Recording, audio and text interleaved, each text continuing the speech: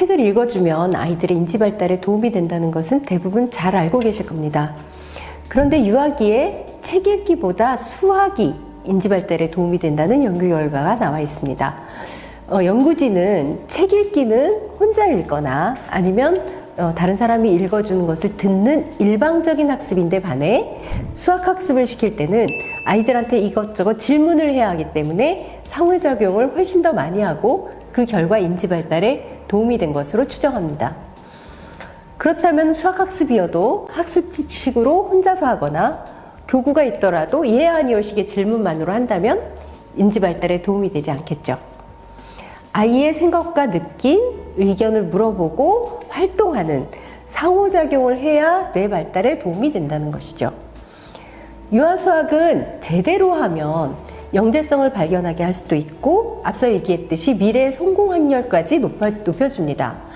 또한 유아기에 어떤 수학을 경험했느냐에 따라서 초등수학에 많은 영향을 줍니다. 그래서 유아수학은 굉장히 중요합니다. 그렇다면 영재성을 키우고 인지 발달을 시켜주는 유아수학은 어떤 것일까요? 자, 이제 좋은 유아수학은 어떤 것인지 알려드리도록 하겠습니다. 유아수학은 교구를 함께 활용하는 것이 구체적인 사고 과정에 도움이 된다고 합니다.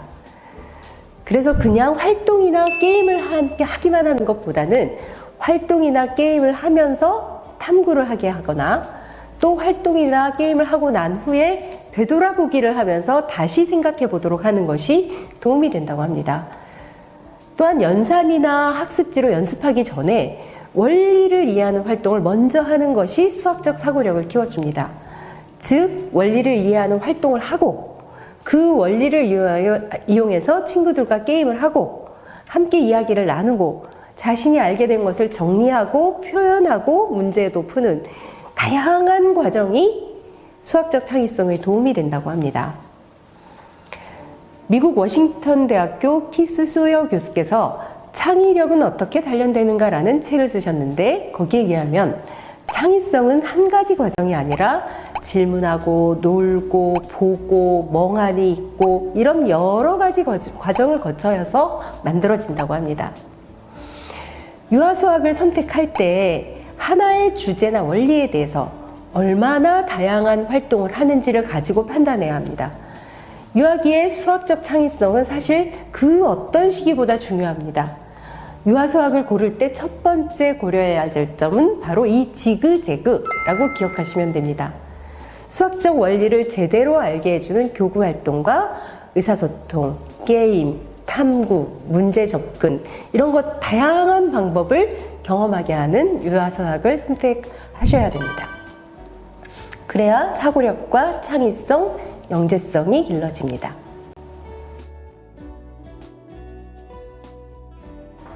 어른들은 아이들의 생각이 유치하다고 생각하시죠? 하지만 전혀 그렇지 않습니다. 아이들은 어른들만큼이나 진지하게 고민하고 자신의 생각을 만들어갑니다. 아이들이 자신이 무언가 새로운 것을 발견하게 되면 큰 기쁨을 느끼고 네가 뭘 알았어? 라고 물어보면 아주 진지하게 설명을 합니다. 수학학습에 있어서도 그렇습니다. 사고력 수학은 아이가 자기주도적으로 생각할 수 있도록 하는 수학입니다. 그러기 위해서는 선생님이 아이가 활동을 하거나 문제를 해결하는 동안 끊임없이 생각을 하게 하도록 발문하고 가이드해 주어야 합니다.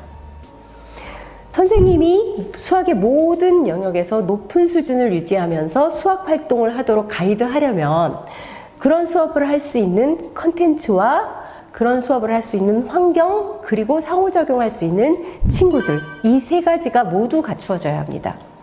그래야 유아들은 유아수학을 제대로 경험할 수 있습니다. 아이들이 생각하면서 자기주도적으로 원리를 깨닫고 설명하면서 사고력을 키워내야 사고력 수학입니다.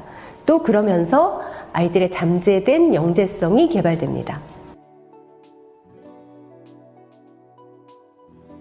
유아기에 수학을 문제풀이식이나 연산 연습에만 노출된다면 어떤 일이 벌어질까요? 초등수학의 연계성이 단순한 하나의 줄로만 연결됩니다. 확장성이나 유연성을 잃어버리고 조금만 어려워져도 자신 없어 합니다. 그리고 더 위험한 것은 수학이 싫고 지겨운 과목으로 이미지화 된다는 것입니다. 유아기에는 수학에 대한 좋은 이미지, 긍정적인 이미지를 형성하는 것이 무엇보다 중요합니다. 수학은 즐겁고 의미 있고 탐구가 필요하며 나만의 생각을 만들어주고 친구들과 함께 즐겁게 활동하는 좋은 과목이라는 이미지.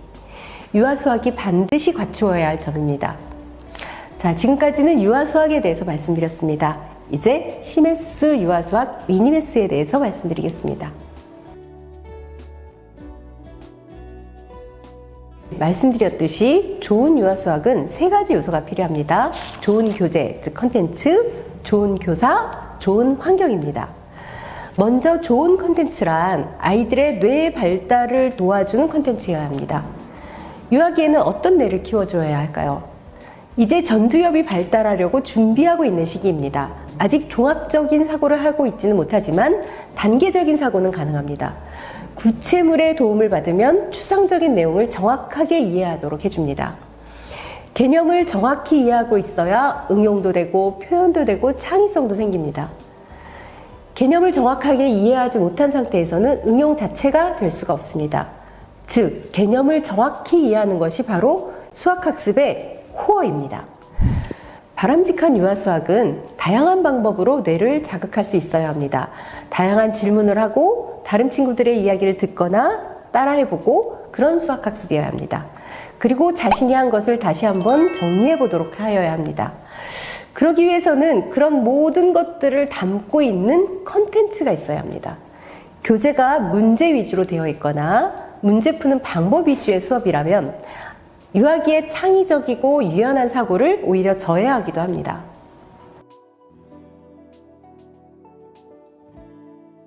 유아 사고력 교사는 아이와 함께 활동하면서 다양한 발문을 해주어야 합니다.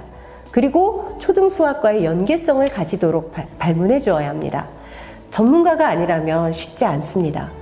더구나 미니메스 수업을 위해서는 아이들과 상호작용을 지속적으로 해야 되므로 아이들의 마음을 잘 읽어내야 됩니다. 미니메스는 초등 사고력 수학인 사고력 수학 NC와 체계적으로 연결되어 있을 뿐만 아니라 영재 수학의 내용까지도 연결되기 때문에 초등 사고력과 영재 수학을 잘 알고 있어야 미니메스 수업이 가능합니다. 네, 이것이 시메스 미니메스와 다른 유아수학과의 가장 큰 차이점입니다. 그래서 미니메스 선생님들은 끊임없이 연구하고 노력합니다. 수학과 유아 모두에게 노하우를 갖추어야 미니메스 수업을 할 수 있습니다. 교구를 활용한 유아 수학은 많습니다. 하지만 교구 자체가 아이의 수학적 사고를 키워주는 것은 아닙니다. 교구는 다만 도구일 뿐이죠. 더 중요한 것은 컨텐츠와 수업 방식입니다. 좋은 컨텐츠는 어떤 개념에 꼭 정해진 교구가 있어야 한다고 주장하지 않습니다. 별것 아닌 교구를 가지고도 훌륭한 활동을 할 수도 있습니다. 즉, 교구가 있느냐 없느냐보다 같은 교구도 어떻게 활동하는가가 중요합니다. 물론 미니메스는 다양하고 풍부한 교구를 많이 활용합니다. 그렇지만 교구가 있느냐 없느냐로 판단해서는 안 된다는 겁니다. 그리고 훌륭한 교사는 그러한 활동을 더욱 풍부하게 하고 아이들이 더 흥미롭고 의미 있게 수학학습을 할 수 있도록 도와주어야 합니다. 미니메스는 교사의 영재성도 개발해낸다고 할 정도로 교사는 많은 연구를 합니다. 아이들은 자신을 중심으로 세상을 이해합니다. 미니메스는 아이들의 눈으로 세상을 보면서 수학을 이끌어내도록 활동을 합니다. 한 가지 원리를 알기 위해서 다양한 여러 가지 활동을 합니다. 아이들은 다양하지만 어느 한 방향을 지향하는 활동을 함께 하면서 자신만의 수학적 이미지를 형성해 나갑니다. 그런 과정에서 뇌는 집중과 다양성, 유연성을 경험하고 그 가운데 영재성이 개발됩니다. 미니메스를 경험한 아이들은 다릅니다. 진지하고 창의적이며 수학에 대한 자신감이 있습니다. 이것이 많은 수학 선생님들이 유아수학 중 영재성을 가장 잘 개발해주는 수학으로 시메스 유아수학 미니메스를 꼽는 이유입니다. 자, 오늘은 유아의 교육 방법, 유아 수학, 그리고 시메스 유아 수학, 위니메스에 대해서 말씀드렸습니다. 어머님들께 도움이 되었기를 바랍니다. 감사합니다.